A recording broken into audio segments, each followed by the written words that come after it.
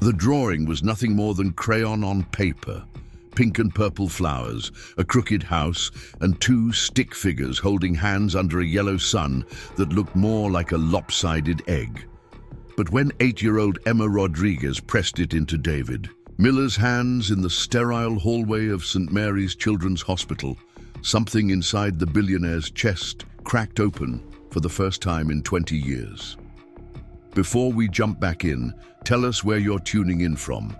And if this story touches you, make sure you're subscribed, because tomorrow I've saved something extra special for you. David stared at the simple artwork, his designer suit feeling suddenly too tight, his Rolex too heavy on his wrist. The little girl's eyes sparkled with a light that seemed impossible in a place where children came to fight battles they shouldn't. After face, she wore a bright red bandana that couldn't quite hide the fact that chemotherapy had stolen her hair, but it couldn't steal her smile. "That's you and me," Emma whispered, pointing to the stick figures with a finger that had an IV tube taped to the back of her hand. "We're friends now." David Miller had built an empire worth $12 billion. He owned pharmaceutical companies that developed life-saving drugs, technology firms that revolutionized medical equipment, and investment portfolios that could fund small countries. He had never met a problem that money couldn't solve, a door that power couldn't open, or a person who wouldn't bend to his will. But standing in that hospital corridor, holding a child's drawing, he found himself completely speechless. David Miller's life had been constructed like a perfect equation. Every variable calculated, every outcome predicted, every emotion eliminated from the formula.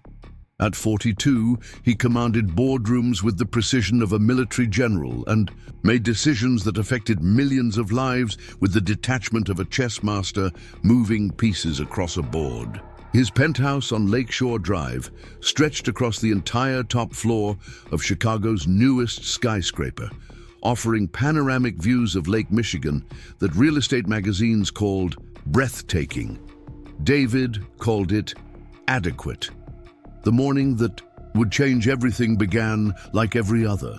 His alarm chimed at exactly 5:30 a.m., followed by 30 minutes of high-intensity exercise in his private gym, a protein shake prepared by his personal chef, and a briefing from his assistant, Sarah Chen, about the day's schedule. Sarah had worked for him for 8 years, long enough to know that David's definition of small talk was asking about quarterly projections, and that his idea of casual Friday was wearing a navy suit instead of charcoal. "The board meeting is at 9, Sarah reported, scrolling through her tablet while David adjusted his platinum cufflinks. "The Peterson acquisition needs your final approval, and Dr. Williams from the research division wants 10 minutes to discuss the new cardiac medication trials." David nodded, his mind already shifting through the complexities of the Peterson deal. The small pharmaceutical company had developed a promising treatment for pediatric leukemia, but their financial structure was weak. Miller Industries would acquire them, streamline their operations, and turn their research into profit within 18 months. It was business, nothing more. "Cancel my lunch with the mayor," David said, straightening his tie in the mirror. "And move the 3 o'clock to 4:30. I want to review the Peterson files again." Sarah made notes without looking up. She had learned long ago that David Miller's schedule was sacred, that every minute was accounted for, and that spontaneity was a luxury he couldn't afford. What she didn't know was that David hadn't always been this way. There had been a time, decades ago, when he laughed without calculating the social implications, when he made decisions with his heart instead of spreadsheets, when he believed that success meant more than the number of zeros in his bank account. But that version of David Miller had died in a hospital room 23 years ago, watching his younger sister Katie lose her battle with the same disease that Peterson Pharmaceuticals was now trying to cure. Katie had been 7 years old, the same age as the children who would benefit from the research David was about to monetize. She had drawn him pictures too, crayon masterpieces that he had promised to hang in his office when he became successful enough to have one. He never did hang them. After Katie died, David had thrown himself into his studies, then into business, then into the relentless pursuit of wealth and power that had defined his adult life. He told himself it was so he could prevent other families from going through what his had endured.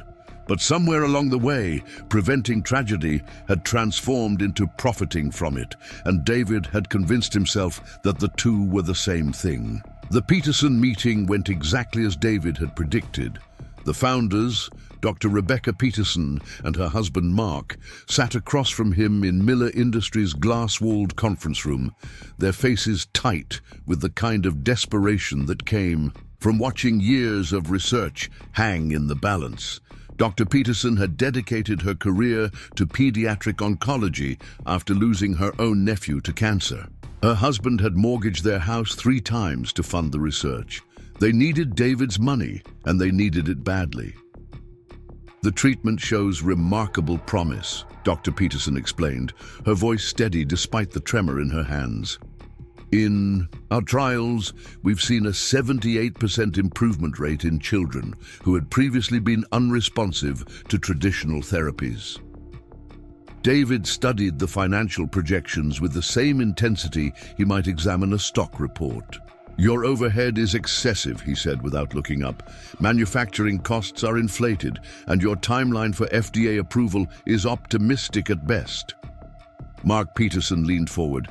Mr. Miller, with respect, we're not just talking about numbers.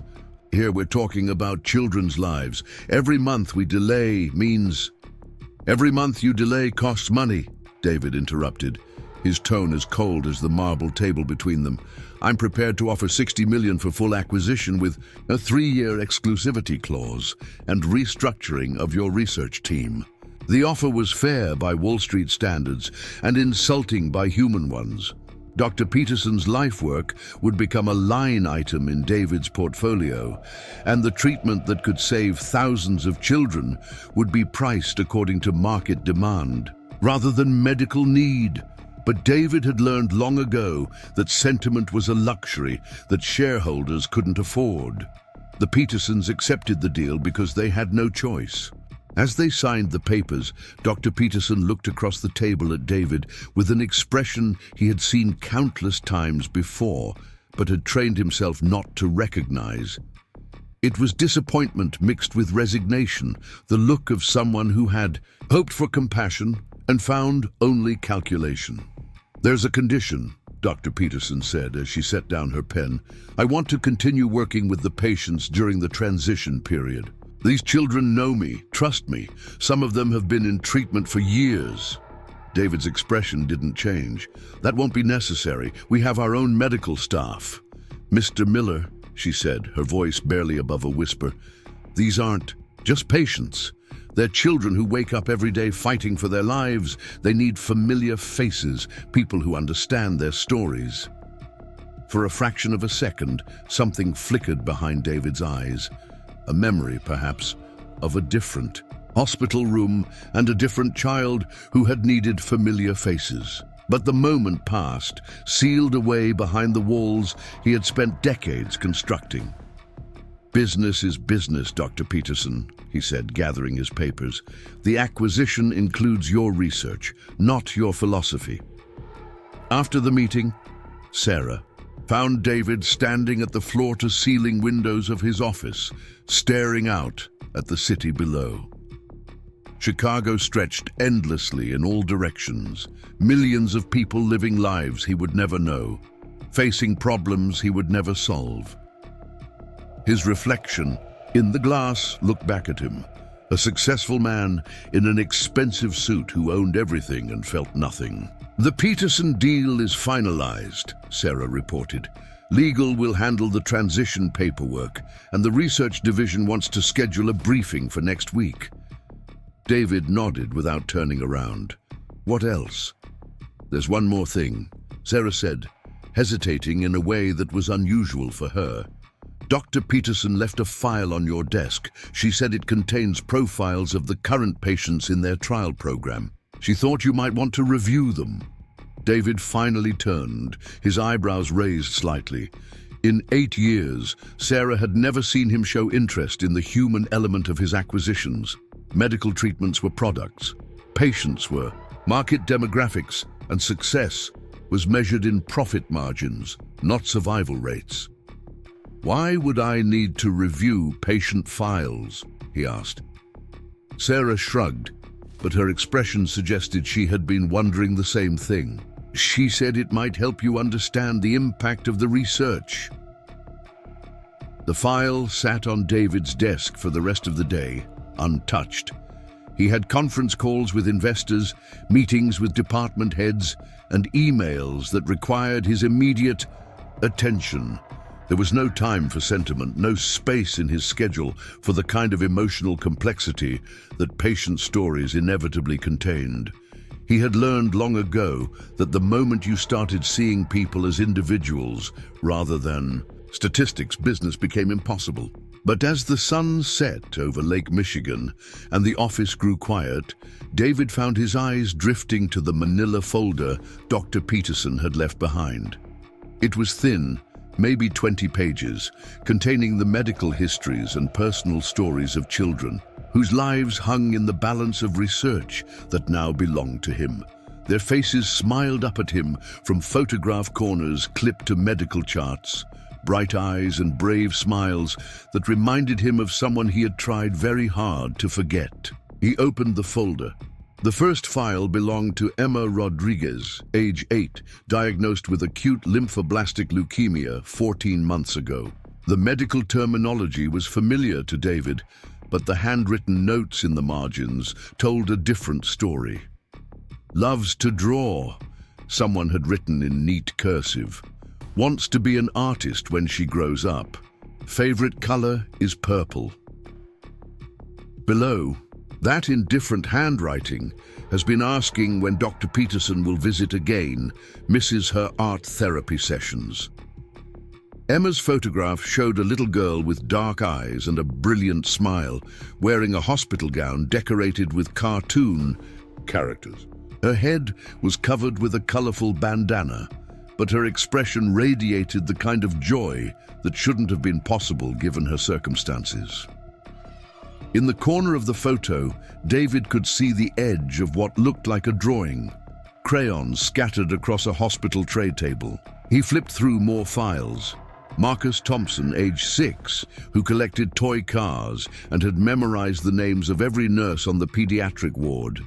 Isabella Chen, age 9, who wrote poetry about her treatments and dreamed of publishing a book. James Foster, age 7, who had been teaching other children how to play chess during their chemotherapy sessions. Each file contained not just medical data, but pieces of lives being lived with courage that David couldn't comprehend. These children faced mortality with an acceptance and grace that made his own problems seem trivial by comparison. They found joy in small things, hope in uncertain outcomes, and meaning in moments that he had trained himself not to notice. Preparing and narrating this story took us a lot of time, so if you are enjoying it, subscribe to our channel. It means a lot to us. Now back to the story. The last file in the stack belonged to a child whose treatment had been unsuccessful. Michael Santos, age 8, who had loved baseball and wanted to play for the Chicago Cubs when he recovered. His file contained a letter he had written to future patients, encouraging them to stay strong and never give up hope. At the bottom, in a child's careful handwriting, he had drawn a small heart and signed his name. David closed the folder and sat back in his leather chair, staring at the city lights that twinkled like stars against the darkness. For the first time in years, he felt something he couldn't quite identify. It wasn't guilt exactly, or sadness, but rather a hollow ache that seemed to echo in places he had forgotten existed. These children were living with more courage in their brief lives than he had shown in 4 decades, and tomorrow he would turn their hope into a commodity. His phone buzzed with a text from Sarah, reminding him about his 8 a.m. meeting, but David ignored it. Instead, He found himself looking at Emma Rodriguez's photograph again, studying her smile and wondering what she had been drawing when the picture was taken. For reasons he couldn't explain, he felt like he needed to know, as if understanding. One child's art might somehow make sense of the empire he had built on the foundation of another child's loss. The thought should have been dismissed immediately, filed away with all the other emotional complications that had no place in his carefully structured world. But it lingered, persistent and uncomfortable, like a question that demanded an answer. He wasn't sure he was ready to give.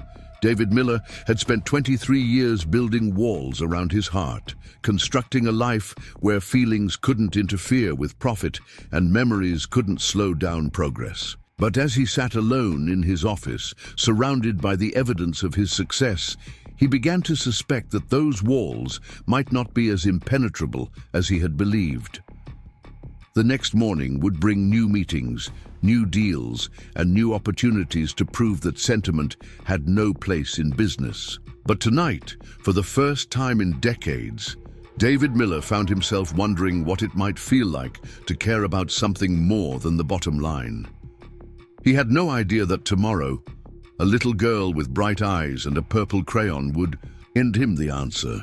David Miller's black sedan pulled up to St. Mary's Children's Hospital at exactly 10:15 a.m., 15 minutes ahead of his scheduled tour with the hospital administrator. He had agreed to the visit reluctantly, mainly because the hospital's board of directors represented potential investors in his latest pharmaceutical venture. Dr. Williams had suggested that seeing the facility would help him understand the practical applications of the treatments Miller Industries was developing, but David suspected it was more about public relations than medical research. The hospital's exterior was unremarkable, a modern glass and concrete structure that could have housed any number of medical facilities. But as David stepped through the automatic doors into the main lobby, he was struck by something unexpected. The walls were covered with artwork, dozens of paintings and drawings created by patients, their bright colors standing in stark contrast to the institutional beige that dominated most medical facilities. A large banner stretched across the reception area reading, "Every child is an artist," and below it, a glass display case showcased what appeared to be a rotating exhibition of patient creations. Dr. Williams met him at the information desk, a woman in her 50s with graying hair and the kind of tired eyes that spoke of too many difficult conversations with worried families. She extended her hand with a professional smile that didn't quite reach her eyes, and David recognized the expression immediately. It was the same look he had seen from Dr. Peterson, the careful politeness reserved for necessary but unpleasant business partners. "Mr. Miller, thank you for taking the time to visit us," Dr. Williams said as she led him toward the elevator bank. "I know your schedule is demanding, but I think you'll find this educational." The elevator carried them to the 4th floor, where the pediatric oncology ward occupied the entire east wing. As the doors opened, David was immediately aware of how different this environment felt from the corporate medical facilities he was accustomed to visiting. The hallways were wider, painted in soft pastels instead of sterile white, and every available wall space seemed to be decorated with more patient artwork. Nurses moved quietly between rooms, many of them stopping to chat with children who peered out from doorways, their bald heads covered with colorful hats and bandanas. "We treat approximately 200 children annually," Dr. Williams explained as they walked past the nurses' station.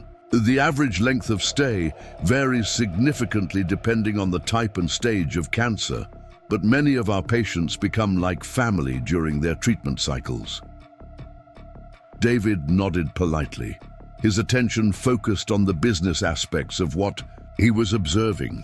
The facility was well maintained, but clearly operating on a limited budget. Equipment looked functional but outdated, and he noticed that several rooms contained older model monitors and IV systems that Miller Industries could easily upgrade with their latest technology.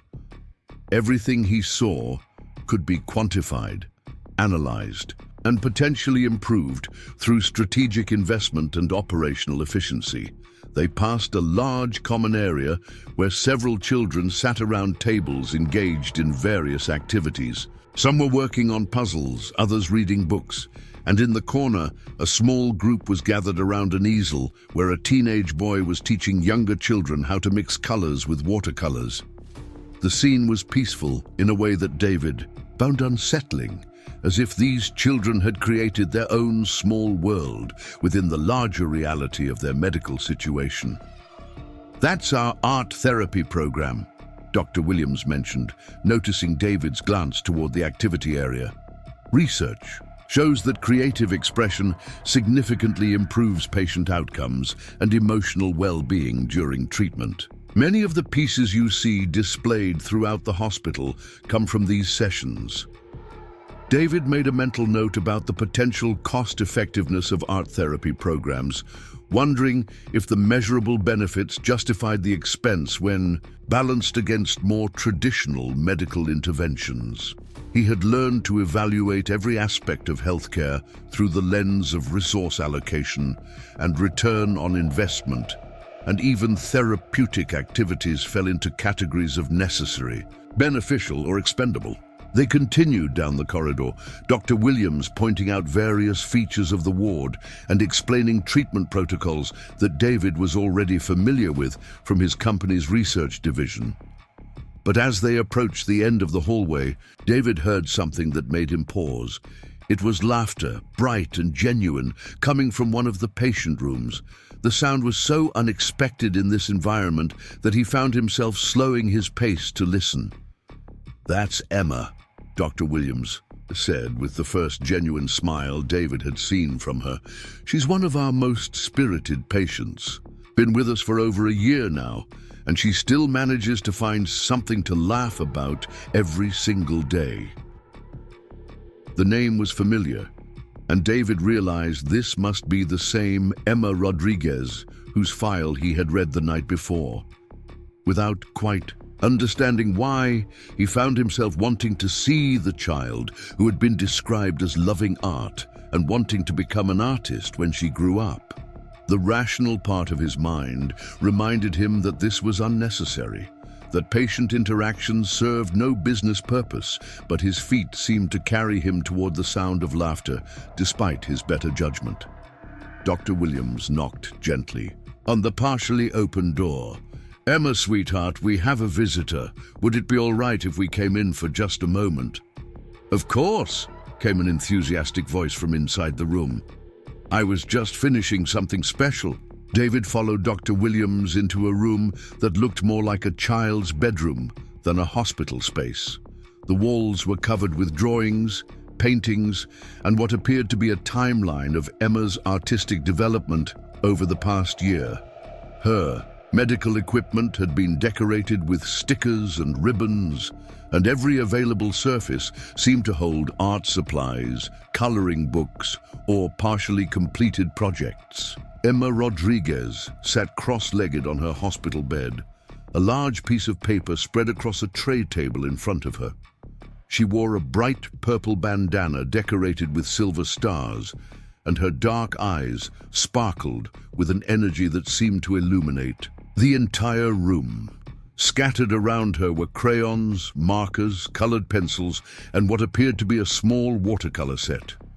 She looked up at the visitors with a smile that was so genuinely welcoming that David felt momentarily disoriented. "Hello," Emma said, setting down a purple crayon and giving them a small wave. "Are you here to see my latest masterpiece? I've been working on it all morning, and I think it might be my best one yet." Dr. Williams moved closer to the bed, her professional demeanor softening into something more maternal. "Emma, this is Mr. Miller. He's here to learn about our hospital and the wonderful patients we have here."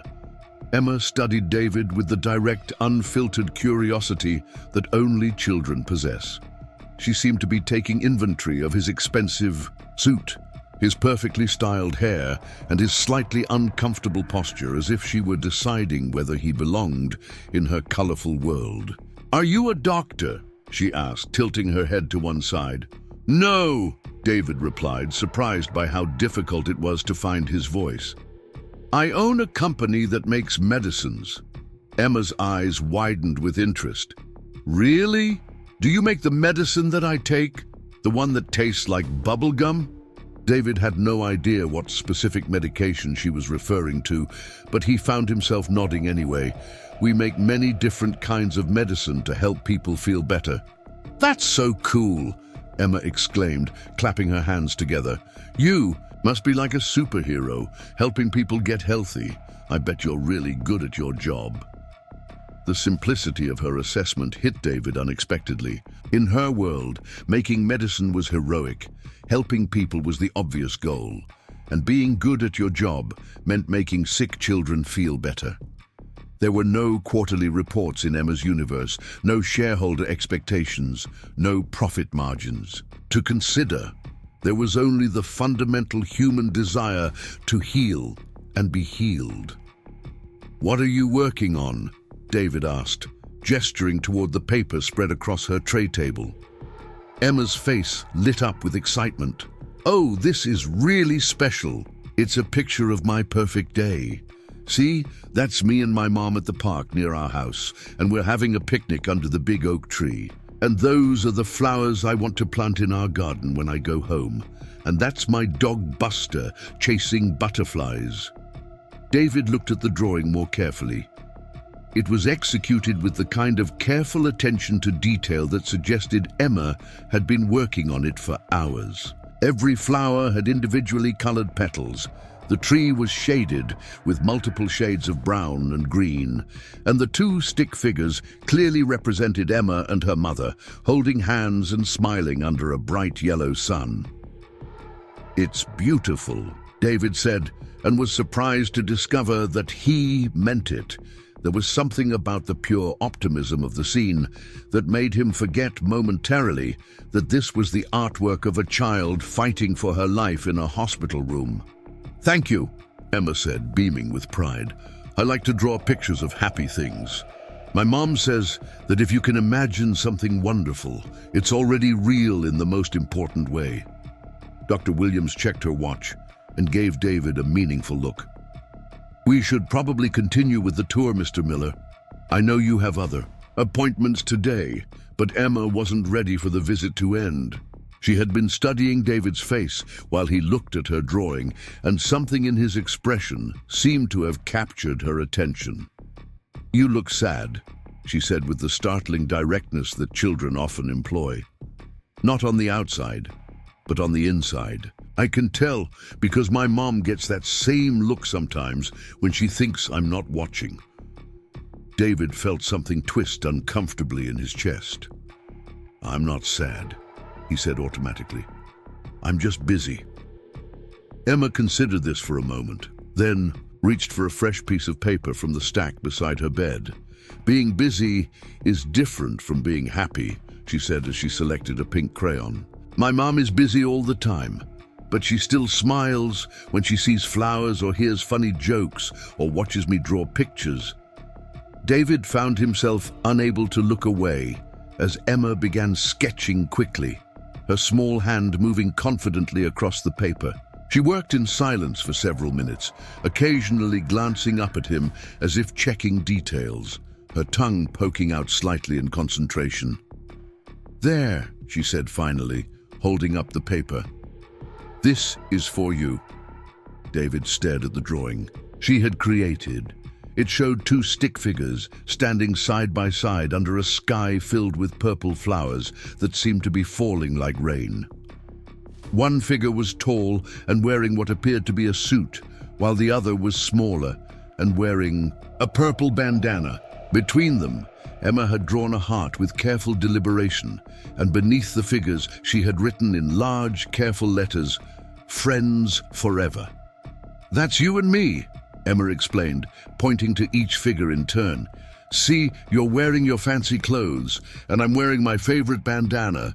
And those are magical happiness flowers falling from the sky, because that's what happens when people become friends. The flowers make everything better.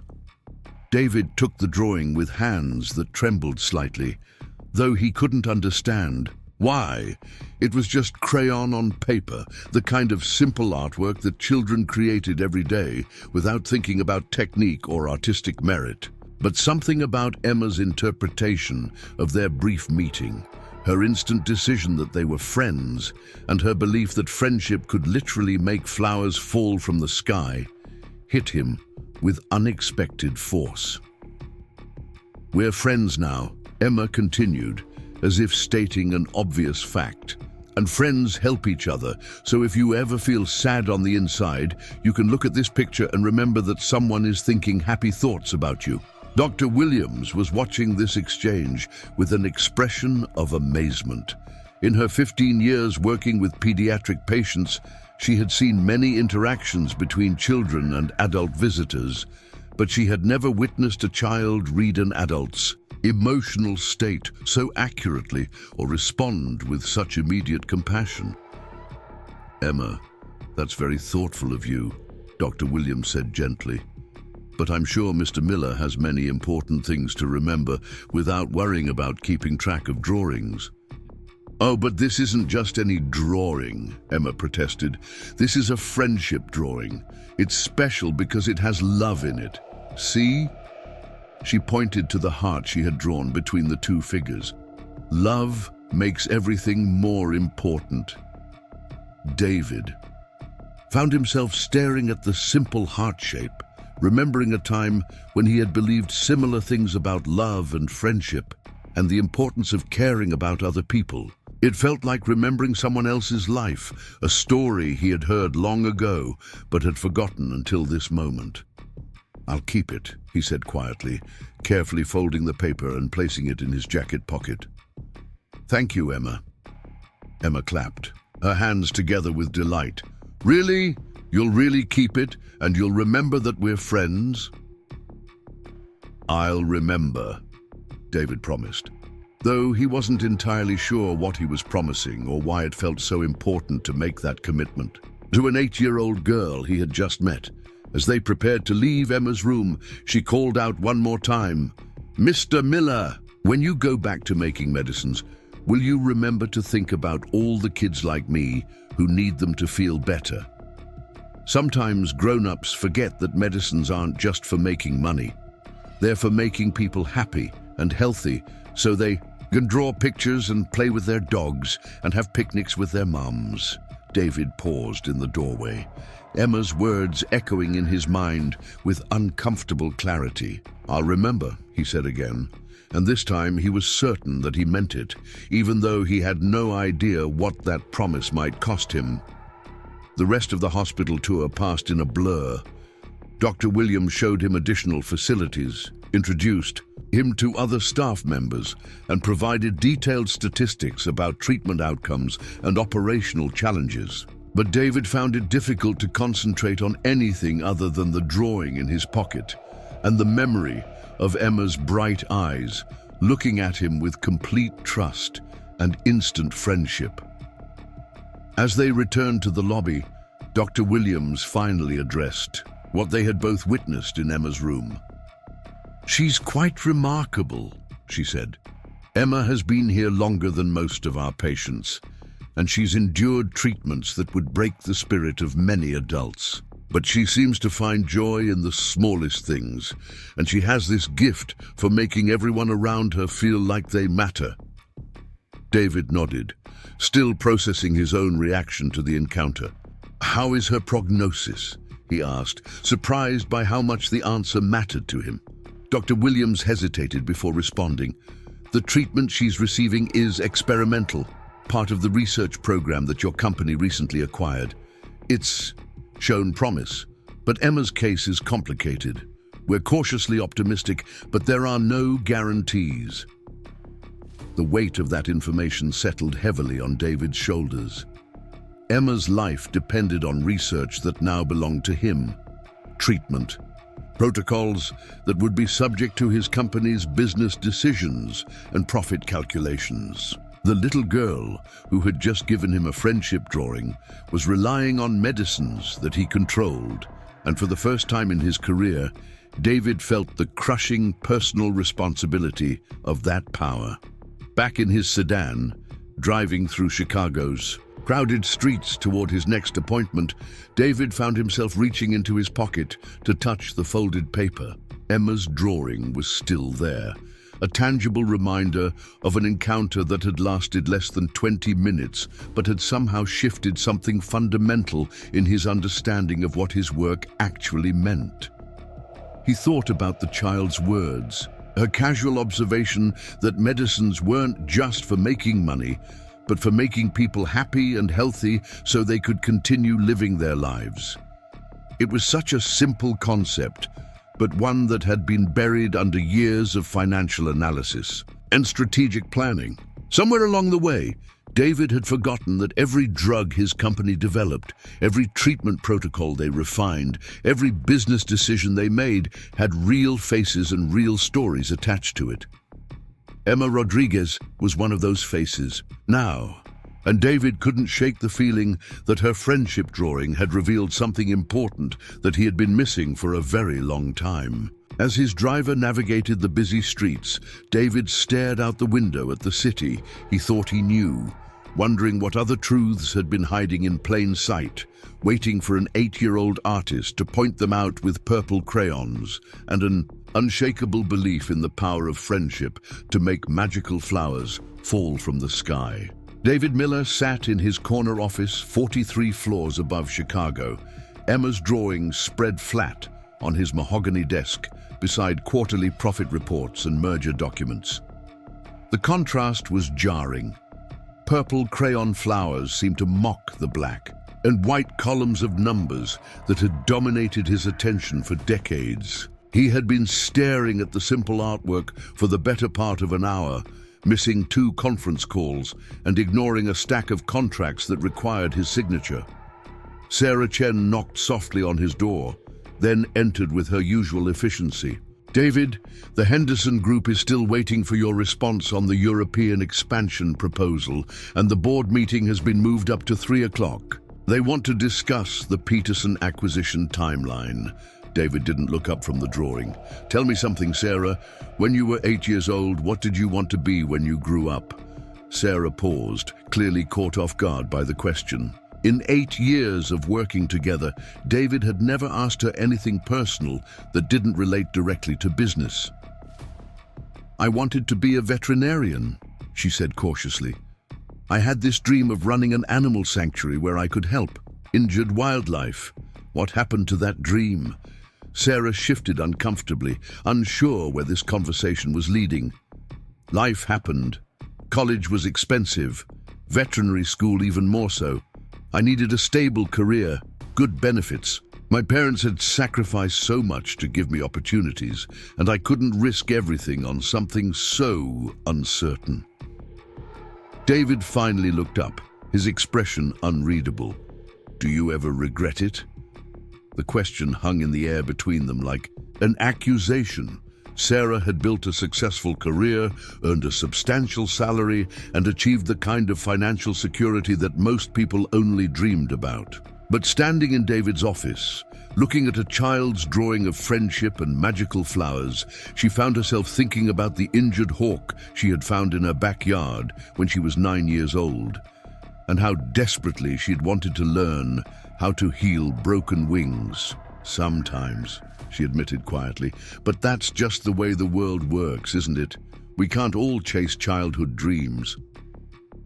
David picked up Emma's drawing, studying the careful way she had drawn the heart between their 2 stick figures. "Maybe the world is wrong," he said. That evening, David found himself driving through neighborhoods he hadn't visited in years, past the small house in Pilsen where he had grown up, past the community center where his sister Katie had taken art classes before she got sick. The area had changed dramatically since his childhood, gentrification bringing new restaurants and boutiques to streets that had once been lined with family-owned shops and modest homes. but the elementary school playground looked exactly the same, and David parked across the street, watching children play on swings and slides while their parents chatted on nearby benches. He pulled out his phone and dialed a number he hadn't called in over 2 years. It rang 4 times before a familiar voice answered. "David, is everything all right?" His mother, Margaret Miller, sounded surprised and slightly worried. David only called on holidays and her birthday, always brief conversations focused on logistics rather than feelings. "I'm fine, Mom. I just wanted to talk." Talk? About what? Did something happen with the company? David watched a little girl with pigtails push another child on the swings, both of them laughing with pure joy. "Do you still have Katie's artwork, the drawings she made when she was in the hospital?" The silence that followed was so long that David wondered if the call had been dropped. When his mother finally spoke, her voice was thick with emotion. "Of course I do. I kept everything. Why are you asking about Katie?" "I met a little girl today. She reminded me of her." Margaret's breath caught audibly. "David, honey, are you sure you're all right? You haven't talked about Katie in years." That was true, and David suddenly realized how strange his avoidance must have seemed to his mother, who had lost a daughter and then watched her remaining child systematically shut down every emotional connection in his life. He had told himself he was protecting them both from painful memories, but now he wondered if he had simply been protecting himself from feeling anything at all. "I think I need to see them," David said. "Katie's drawings, would that be okay?" "You can see them any time you want, sweetheart. They're yours as much as they are mine." An hour later, David sat in his childhood living room while his mother carefully removed a large photo album from a closet shelf. The book was thick with drawings, paintings, and craft projects that Katie had created during her short life, each one preserved behind plastic sheets like precious artifacts. Margaret handled the album with the reverence usually reserved for religious texts. "She was so talented," Margaret said, settling beside David on the worn sofa. Even the doctors commented on it. She would draw pictures for the nurses, the other children, anyone who looked sad. She said art was like medicine for feelings. David turned the pages slowly, seeing his sister's progression from simple stick figures to more complex scenes filled with color and imagination. There were drawings of their family, pictures of their dog, elaborate fantasy worlds populated by unicorns and dragons. But the most striking images were the ones Katie had created during her final months, when her physical strength was failing, but her artistic vision had somehow grown stronger.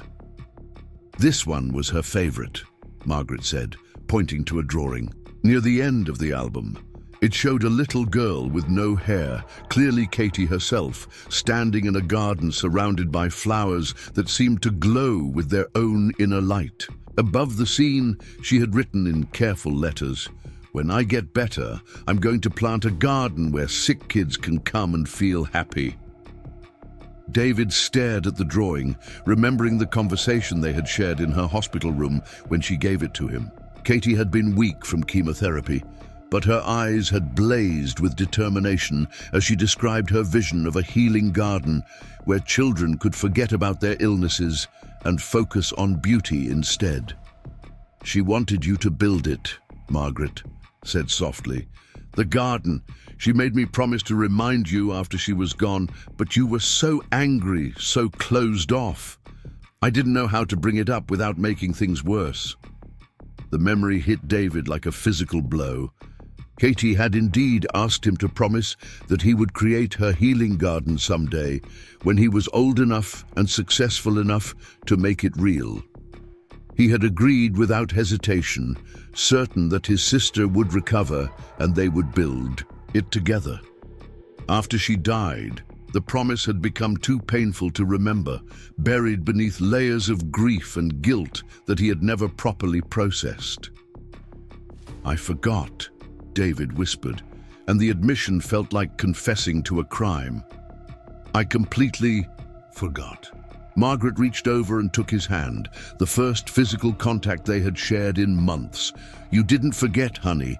You just couldn't bear to remember. There's a difference." David spent the next 2 hours looking through Katie's artwork, each piece revealing aspects of his sister's personality that he had allowed himself to forget. She had been funny, drawing cartoon versions of their family that exaggerated everyone's most prominent features. She had been kind, creating get-well cards for other patients even when she was sicker than they were. She had been wise beyond her years, somehow understanding that creativity could be a form of healing for both the artist and the viewer. As he prepared to leave, Margaret walked him to the door with the same careful steps she had used when he was a child coming home, late from school. "David, I need to ask you something, and I want you to be honest with me."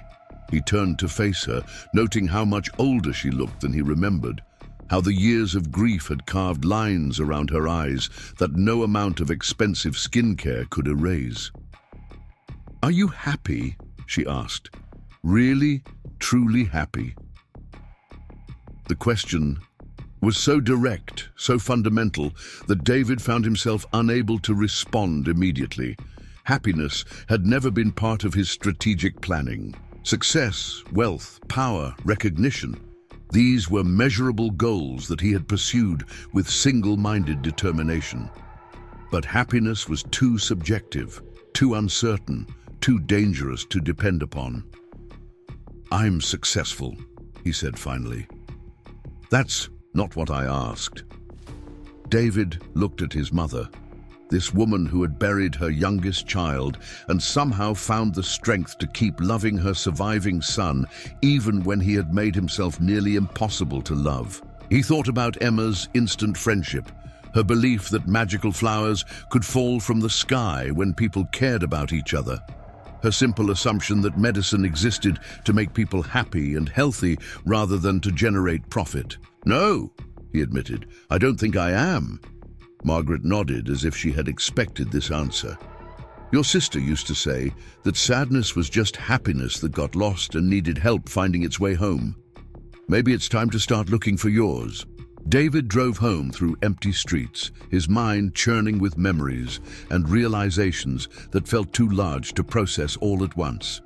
Katie's promise about the healing garden echoed in his thoughts, intertwining with Emma's words about medicine being meant to help people rather than make money. Somewhere in the collision of past and present, David began to see the outline of something he had lost without realizing it was gone. Back in his penthouse, he spread Emma's drawing on his kitchen table alongside printouts of Katie's artwork that his mother had insisted he take copies of. The similarities were striking, not in artistic technique, but in emotional content. Both children had used art to process difficult realities. Both had found ways to inject hope and beauty into circumstances that would have crushed many adults, and both had possessed an intuitive understanding that creativity could be a form of healing. David pulled out his laptop and began researching something he had never bothered to investigate before: the therapeutic benefits of art programs in pediatric medical settings.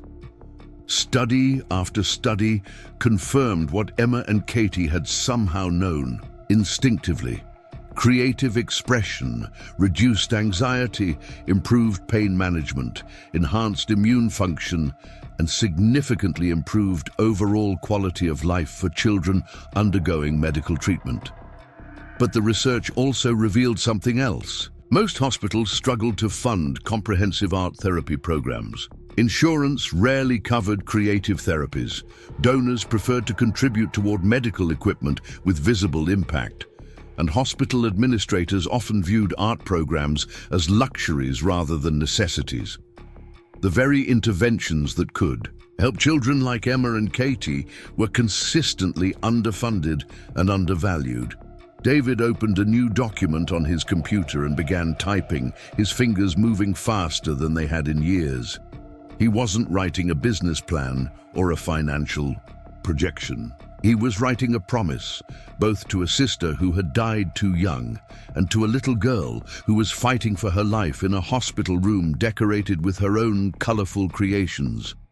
The Katie Miller Foundation for Pediatric Art Therapy would be the most comprehensive program of its kind, providing funding for art supplies, certified therapists, dedicated creative spaces, and ongoing research into the medical benefits of artistic expression for sick children. It would start at St. Mary's Children's Hospital and expand to every major pediatric facility in the country within 5 years. But more than that, David realized as he continued writing, the foundation would be his way of honoring the promise he had made to Katie and the friendship that Emma had offered him so freely. It would be his attempt to remember what his work was supposed to be about before profit margins and shareholder expectations had clouded his vision of why medicine mattered in the first place. As dawn broke over Lake Michigan, David was still writing, planning, and remembering. For the first time in decades, he felt like he was building something that would have made his sister proud, something that would justify Emma's faith in friendship and magical flowers falling from the sky. He was creating a bridge between the man he had become and the boy who had once believed that helping people was the most important job in the world. The transformation wouldn't be easy. He would face resistance from his board of directors, skepticism from investors, and criticism from industry analysts who would question his sudden interest in charitable work. But sitting in his penthouse with a child's drawing of friendship spread before him, David Miller finally understood what his mother had meant about happiness finding its way home. He wasn't just changing his business strategy, he was reclaiming his soul. The Miller Industries boardroom had never felt more like a battlefield than it did on the Tuesday morning when David announced his plans for the Katie Miller Foundation. 12 of Chicago's most powerful business leaders sat around the polished conference table, their faces reflecting various degrees of shock, concern, and barely contained outrage. The presentation David had just delivered bore no resemblance to the quarterly reports and expansion strategies they were accustomed to hearing from their CEO. Richard Blackstone, the chairman of the board and David's former mentor, leaned back in his leather chair with the expression of a man watching his protégé commit professional suicide in real time. "Let me make sure I understand this correctly, David. You want to allocate $50 million in the first year alone to fund art programs for sick children with no measurable return on investment and no clear business justification." David stood at the head of the table, his usual commanding presence somehow different now, softer around the edges, but more determined at the core. "The business justification is that we're a healthcare company, Richard. Our purpose should be healing people, not just generating profit from their suffering." A ripple of uncomfortable murmurs circled the table. Margaret Stevens, the chief financial officer, shuffled through the foundation proposal with obvious distress. "David, our shareholders expect consistent growth and strategic investments. Art therapy programs don't fit either category." "How do we explain this to investors who trusted us with their money? We explain that we're investing in research that could revolutionize pediatric care," David replied. "Studies show that art therapy reduces recovery time, decreases medication needs, and improves overall patient outcomes. Those are measurable benefits with real economic value." "Correlation isn't causation," interrupted Dr. Harrison Wells, the head of Miller Industries Research Division. "The medical community is full of feel-good interventions that sound compassionate but lack rigorous scientific validation. We can't base $50 million decisions on anecdotal evidence and emotional appeals." David had anticipated this objection and pulled up a slide showing dozens of peer-reviewed studies supporting the medical benefits of creative therapy. "This isn't anecdotal evidence, Harrison. It's established science that we've been ignoring because it doesn't fit our traditional profit models. But the resistance in the room was about more than just money or scientific methodology. David could see it in their faces. The fear that their CEO had somehow lost his edge, that the ruthless decision-maker who had built Miller Industries into a pharmaceutical powerhouse had been replaced by someone they didn't recognize or trust. Sarah Chen, who had been quietly taking notes in the corner, spoke up for the first time. If I may, the foundation could actually enhance our corporate image significantly. Public perception of pharmaceutical companies is at an all-time low, and this kind of initiative could differentiate us from competitors who are seen as purely profit-driven. Public relations stunts are expensive ways to polish our reputation, said James Crawford, the oldest member of the board. And they send a dangerous message to the industry that we are prioritizing sentiment over sound business practices. David felt his frustration building, but he forced himself to remain calm. These people had supported him for years, had trusted his judgment through difficult decisions and challenging market conditions. They deserved a better explanation than corporate buzzwords and statistical data. 3 weeks ago, I visited St. Mary's Children's Hospital, David began, his voice quieter than usual. I met a little girl named Emma Rodriguez, who's been fighting leukemia for over a year. She's 8 years old, and she spends her days creating artwork that she gives to other patients to help them feel less scared. He pulled Emma's drawing from his briefcase and placed it on the conference table where everyone could see it. The purple crayon flowers and stick figures looked absurdly out of place in the sterile corporate environment, but David didn't care. Emma gave me this drawing and told me we were friends. She said that medicine isn't just for making money, it's for making people happy and healthy so they can draw pictures and play with their dogs and have picnics with their mothers. The room fell silent. Several board members shifted uncomfortably, clearly unsure how to respond to this unprecedented display of personal emotion from their typically reserved CEO. David, Richard said gently, we understand that meeting sick children can be emotionally affecting, but we can't run a multi-billion-dollar corporation based on the opinions of patients, no matter how sympathetic their circumstances. Why not? David asked, and the simplicity of the question seemed to catch everyone off guard. Why can't we run our company based on what's best for the people we're supposed to be helping? Because we have obligations to shareholders, employees, and stakeholders who depend on our financial stability, Margaret answered. Charitable giving is admirable, but it has to be balanced against our primary responsibility to maintain profitability. David walked to the window overlooking downtown Chicago, watching traffic move through the streets 43 floors below. Each car contained someone with their own struggles, their own fears, their own hopes for healing when sickness inevitably touched their lives. Emma was somewhere out there in her hospital room, probably working on another drawing that would bring joy to a child who needed to remember that the world still contained beauty. I've been thinking about our primary responsibility, David said without turning around.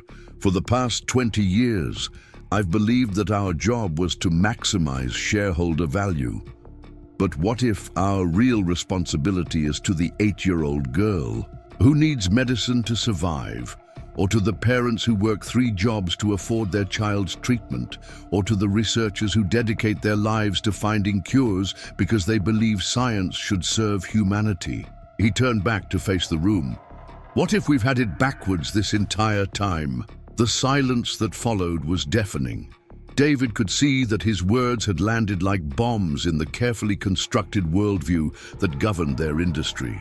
These were good people who had convinced themselves that profit and compassion were synonymous, that financial success automatically translated to social benefit. But David was asking them to examine the foundation of that belief. This is exactly what I was afraid of, said Crawford, his voice sharp with disapproval. you're talking like someone who's lost perspective on what it takes to compete in this industry. Compassion doesn't pay for research and development. Good intentions don't fund clinical trials. Sentiment doesn't bring life-saving medications to market. You're right, David said, surprising everyone, including himself. Compassion alone doesn't accomplish those things, but maybe compassion combined with business acumen could accomplish something better than what we're doing now. Dr. Wells leaned forward. David, I respect your desire to help sick children, but the foundation, as you've described it, would divert resources from drug development that could save thousands of lives. How do you justify spending money on art supplies when we could be funding research for new treatments? It was a fair question, and David had wrestled with it for days. Because healing isn't just about curing disease, Harrison. It's about treating the whole person, addressing fear and hopelessness and isolation along with physical symptoms. Emma's artwork doesn't just make her feel better.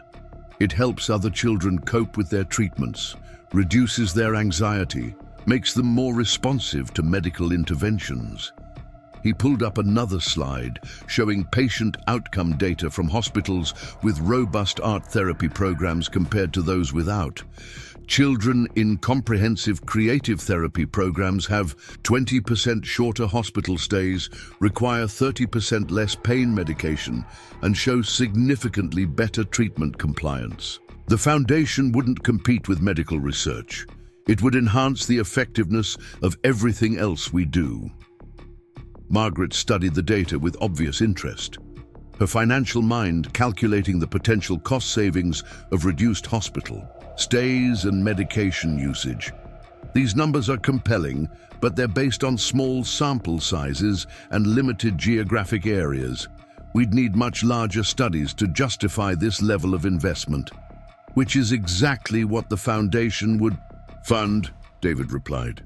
Comprehensive research into the medical benefits of creative therapy, conducted with the same rigorous methodology we apply to pharmaceutical trials. We could become the leading authority on integrated pediatric care. Richard Blackstone had been quiet throughout this exchange, but now he stood and walked to where Emma's drawing lay on the conference table. He studied the purple flowers and stick figures with the expression of someone trying to decode a message written in a foreign language. David, you've been like a son to me for 15 years, Richard said. I've watched you build this company through intelligence, determination, and an unwavering focus on results. But what you're proposing represents a fundamental shift in our corporate philosophy that could destabilize everything we've worked to achieve. David met his mentor's gaze steadily. Maybe everything we've worked to achieve isn't worth preserving if it requires us to forget why we got into healthcare in the first place. And why did we get into healthcare? Richard asked. David thought about Emma's bright eyes and easy laughter, about Katie's unfulfilled dream of creating a healing garden, about all the children whose artwork decorated hospital walls because they had found ways to create beauty in the midst of suffering. To help people, David said simply, to take away pain and fear and give families hope for the future.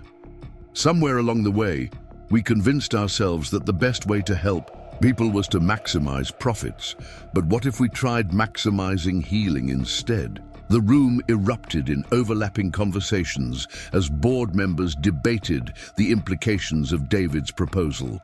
Some worried about investor confidence, others questioned the legal ramifications of such a dramatic shift in corporate priorities. Margaret ran calculations on her laptop while Dr. Wells furiously researched studies on his phone. But Sarah Chen was studying Emma's drawing with a different kind of attention. She picked up the paper carefully, examining the way the little girl had drawn the heart between the two stick figures, the purple flowers falling like rain from a yellow sun. David, Sarah said, interrupting the debate around her. This little girl, Emma, is she in the Peterson trial program? David nodded. Her treatment depends on the research we just acquired. Sarah set down the drawing and looked around the table at the other board members. Then, we're not just talking about philanthropy here. We're talking about the children whose lives depend on decisions we make in this room. Emma Rodriguez isn't a statistics or a case study. She's a patient whose treatment our company now controls. The weight of that responsibility settled over the room like a heavy blanket. These executives were accustomed to thinking about their work in abstract terms: market share, competitive advantage, regulatory compliance. But Sarah had just reminded them that their decisions had faces and names and purple crayon drawings. The foundation could be positioned as an extension of our research division, Sarah continued. We're not just developing drugs, we're pioneering comprehensive treatment approaches that address every aspect of pediatric care. That's not charity, it's innovation. Dr. Wells looked up from his phone. Actually, there's precedent for this kind of integrated approach in European healthcare systems. The Netherlands has been incorporating creative therapies into standard medical protocols for years, with remarkable results. Margaret nodded slowly. If we structure it correctly, the foundation could qualify for significant tax benefits while generating positive publicity and differentiating our brand. The financial impact might be much smaller than initially projected. David watched the tide of opinion slowly shift around the table as his colleagues began to see possibilities rather than just obstacles. But he also knew that real change would require more than corporate restructuring and tax incentives. It would require a fundamental shift in how they understood their purpose as a company. I need you all to understand something, David said, drawing their attention back to him. This isn't just about adding an art therapy program to our corporate social responsibility portfolio. This is about remembering that every medication we develop, every treatment protocol we approve, every business decision we make affects real children with real families who are counting on us to care about more than profit margins. He picked up Emma's drawing and held it so everyone could see the careful way she had drawn their friendship, the optimistic belief that magical flowers could fall from the sky when people cared about each other. I want our company to be worthy of this kind of trust, David said. I want us to be the people that Emma believes we are, the ones who make medicine not just to generate revenue, but to help children get healthy enough to draw pictures and play with their dogs and have picnics with their mothers. The vote, when it finally came, was closer than David had expected. 7 board members supported moving forward with a modified version of the foundation proposal. 4 opposed it entirely, and 1 abstained. It wasn't the overwhelming endorsement David had hoped for, but it was enough to begin the process of transforming Miller Industries from a traditional pharmaceutical company into something unprecedented in their industry. As the meeting adjourned, and board members filed out in small groups, continuing their debates in hushed tones, Richard Blackstone approached David with a mixture of pride and concern in his eyes. "You're taking a tremendous risk," Richard said. "This could either revolutionize healthcare or destroy your career. Are you prepared for either outcome?" David looked down at Emma's drawing, still lying on the conference table where it had served as an unlikely catalyst for corporate transformation. "I'm prepared to live with myself either way," he said. "For the first time in 20 years, I'm prepared to live with myself." That evening, David called St. Mary's Children's Hospital and asked to speak with Dr. Williams. When she came on the line, her voice carried the weariness of someone who had spent the day delivering difficult news to worried families. "Dr. Williams, this is David Miller. I visited your hospital last week." "Of course, Mr. Miller, how can I help you?" "I wanted to let you know that Miller Industries will be establishing a foundation to fund art therapy programs in pediatric hospitals. St. Mary's will be our first partner site." The silence on the other end of the line stretched long enough that David wondered if the call had been dropped. When Dr. Williams finally spoke, her voice was thick with emotion. "Mr. Miller, do you have any idea what this means? For the children, for the families, for our ability to provide comprehensive care?" David thought about Emma's bright smile and her absolute certainty that friendship could make magical flowers fall from the sky. "I'm beginning to understand," he said. "And Dr. Williams, please tell Emma Rodriguez that her friend David is keeping his promise." 6 months after the board meeting that nearly ended his career, David Miller stood in the newly constructed art therapy wing of St. Mary's Children's Hospital, watching Emma Rodriguez teach a group of younger patients how to paint sunflowers. Her hair had grown back in soft brown curls, and though she still visited the hospital regularly for checkups, the shadows under her eyes had faded to reveal the vibrant child she had always been beneath her illness. The Katie Miller Foundation had exceeded every expectation David had dared to set. What had begun as a single art therapy program had expanded into a comprehensive network of creative healing centers across 12 hospitals in 4 states. The research data was undeniable. Children in foundation programs showed remarkable improvements in treatment compliance, pain management, and overall recovery rates. More importantly, they smiled more, laughed more, and approached their medical care with hope instead of fear. Emma spotted David watching from the doorway and waved enthusiastically, her paint-covered hands leaving rainbow smudges on her apron. "David, come see what we made." The easel in front of her displayed a collaborative painting that all the children had worked on together. A garden scene filled with impossible flowers in every color imaginable. Each child had contributed their own section, creating a patchwork of artistic styles and perspectives that somehow formed a cohesive whole. In the center of the garden, Emma had painted 2 figures standing hand in hand, one tall and one small, surrounded by the same purple flowers that had appeared in her very first drawing.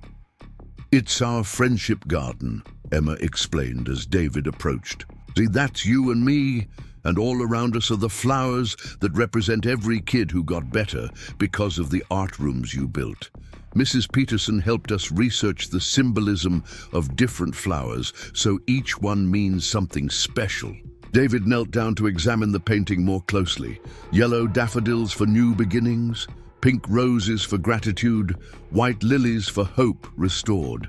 The children had created not just art, but a visual language of healing. Each flower carrying the weight of a story about courage in the face of uncertainty. Dr. Rebecca Peterson, who had joined the foundation as its chief medical advisor after the acquisition of her research company, stood nearby with tears in her eyes. The integration of her pediatric treatment protocols with the foundation's creative therapy programs had produced results that neither approach could have achieved alone. Children who had been resistant to traditional medical interventions responded enthusiastically when their treatments were combined with artistic expression and emotional support. "The medical community is calling it the Chicago model," Dr. Peterson said, as she joined David in front of the painting. "Hospitals from around the world are sending delegations to study what we've accomplished here. You've fundamentally changed how people think about pediatric care." But David's attention was focused on something else entirely. Marcus Johnson, the former hospital volunteer who had become the foundation's program coordinator, was working with a shy 6-year-old boy who had recently been diagnosed with a brain tumor. The child had barely spoken since beginning treatment, but Marcus had discovered that he responded to music therapy. Now the boy was humming softly while he painted, creating abstract swirls of blue and green that seemed to flow like water across his canvas. "That's Tommy," Emma whispered, following David's gaze. "He's scared to talk because the doctors said his tumor might affect his speech, but when he paints, he tells us everything he's feeling without saying any words at all." David. Watch Tommy add careful brushstrokes to his painting, each movement deliberate and meaningful. The boy's parents sat nearby, no longer wearing the expressions of desperate fear that David had seen on so many faces in hospital waiting rooms. Instead, they looked peaceful, even proud, as they watched their son create something beautiful in the midst of his medical battle. "The foundation has changed all of us," said Dr. Williams, who had become one of David's closest advisors and friends over the past months. "Not just the children and families, but the medical staff too.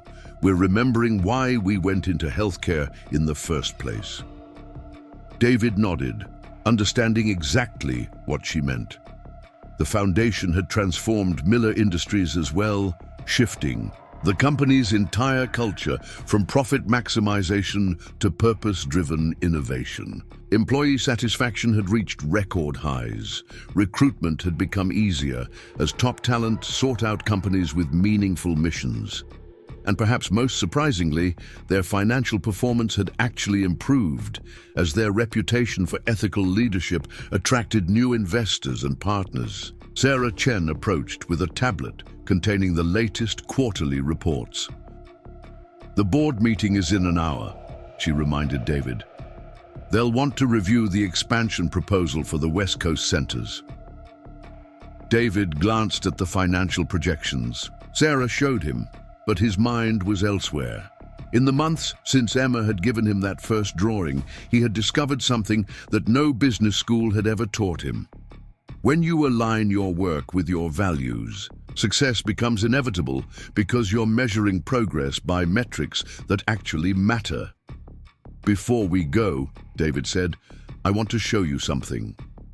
He led Sarah and Dr. Williams to a special display case that had been installed near the entrance to the art therapy wing. Inside, carefully preserved behind glass, was Emma's original drawing of their friendship, the purple crayon flowers and stick figures that had started everything. Below it, a small plaque read, "In memory of Katie Miller, who dreamed of gardens, where sick children could feel happy. In honor of Emma Rodriguez, who reminded us that friendship can make magical flowers fall from the sky." "Every child who enters this program sees that drawing first," Dr. Williams explained to Sarah. Emma tells them the story of how a little girl's artwork changed a grown man's heart, and how that change led to all the wonderful things they're about to experience. Sarah studied the simple drawing with newfound appreciation. She had been present for David's transformation, had watched him evolve from a ruthless CEO into someone who measured success by the number of children's smiles rather than stock price fluctuations. But seeing the catalyst that had started it all, she finally understood the magnitude of what had happened. "It's remarkable," Sarah said. "A child's drawing literally changed the direction of a multi-billion-dollar corporation." "It changed. More than that," David replied. "It changed everything." The board meeting that afternoon was unlike any David had attended in his 15 years as CEO. Instead of beginning with financial reports and market analysis, they started with testimonials from families whose children had been helped by the foundation programs.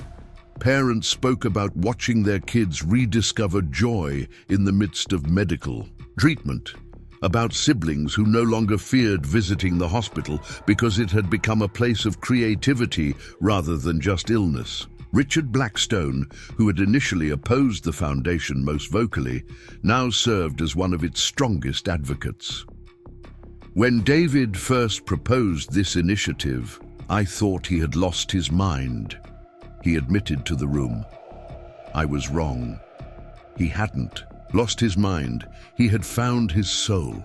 And in the process, he helped all of us remember what business is supposed to be about." The West Coast expansion was approved unanimously, along with additional funding for research into the medical benefits of creative therapy. But the most significant moment came when Margaret Stevens presented the annual Corporate Impact Assessment. Miller Industries had achieved its highest employee satisfaction ratings in company history, won 3 major industry awards for ethical leadership, and attracted partnerships with organizations that had previously viewed pharmaceutical companies with suspicion. "The foundation hasn't cost us money," Margaret reported. "It's made us money because companies with authentic social missions consistently outperform those focused solely on profit. More importantly, it's made us into the kind of organization that our employees are proud to work for and our customers trust to put their interests first." After the meeting, David returned to St. Mary's Hospital for the weekly art therapy session he had begun attending regularly.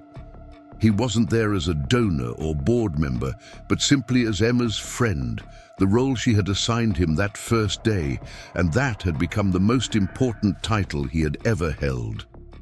Emma was working on a new project, a large canvas that would eventually become a mural for the hospital's main lobby. She had convinced several other young patients to collaborate with her, and together they were creating a timeline of healing that showed children progressing from illness to recovery through the power of art and friendship. "David, look what I figured out," Emma said as he sat down beside her. "When you're sick, everything feels gray and scary. But when you make art, you remember that the world still has colors. And when you share your art with friends, the colors get brighter." She pointed to her section of the mural, which showed a little girl in a hospital bed surrounded by paintbrushes that were blooming into flowers. "That's me when I first got sick.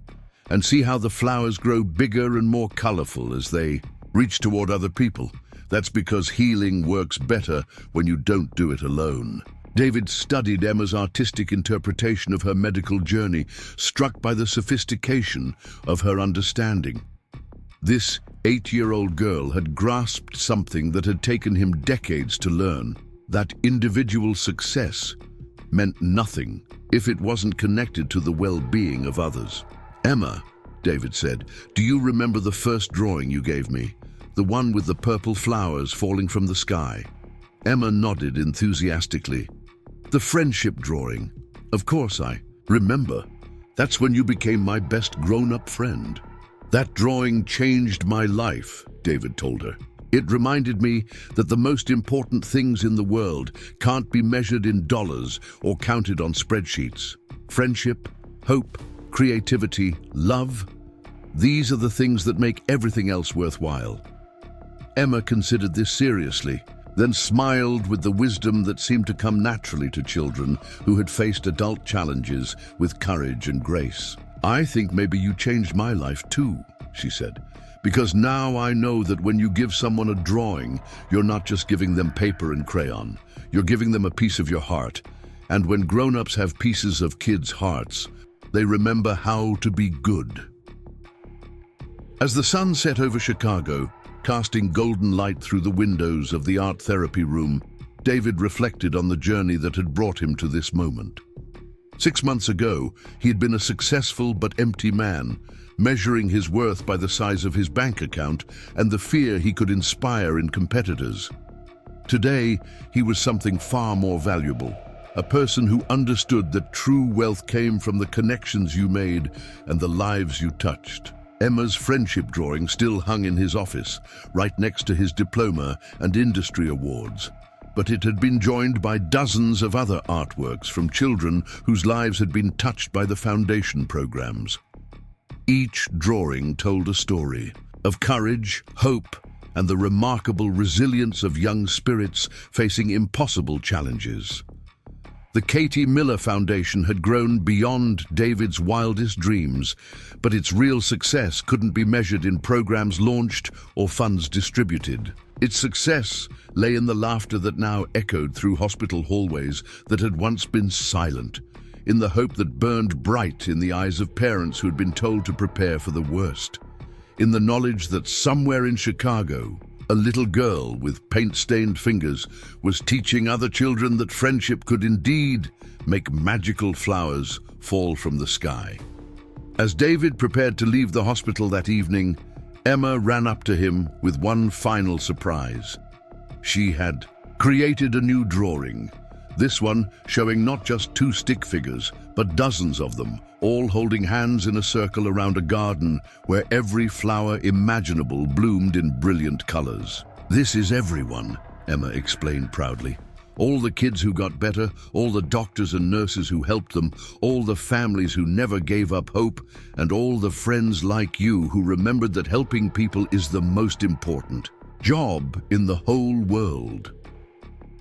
David accepted the drawing with hands that trembled slightly, overwhelmed by the generosity of spirit that had transformed his understanding of what it meant to be successful. Emma had given him far more than friendship.